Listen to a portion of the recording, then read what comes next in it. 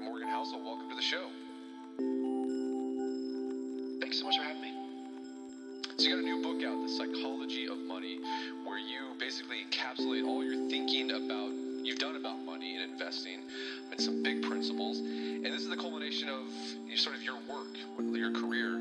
For those who aren't familiar with your work, can you tell us a bit about your background and how it led up to this book? Yeah, so my whole background has been a financial writer. I read about the history of finance, the history of investing and economics, and I'm interested in the psychology side of money. So not necessarily what should we do with our money, where should we invest it. I'm interested in what's going on inside people's heads when they make decisions with their money about what to spend, what to save, where to invest, what's going through their heads. That's what I'm interested in, the history of how people think about money.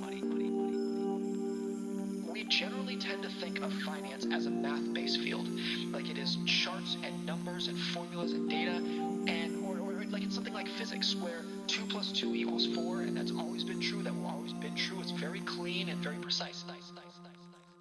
And I just don't think finance is actually that.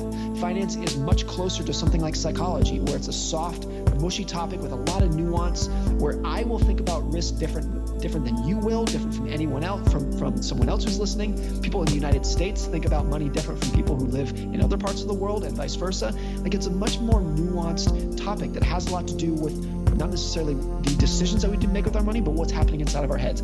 So that just led me to this belief that what's really important in finance is not what you know, it's how you behave.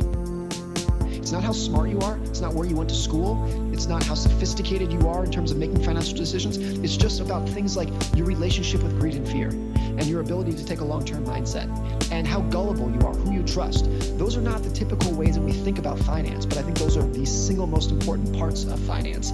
So that just led me down this road of behavioral finance. And the book is written as 19 short stories that highlight the most important parts of behavioral finance, in my view. They're fairly short chapters. I did that out of respect for readers.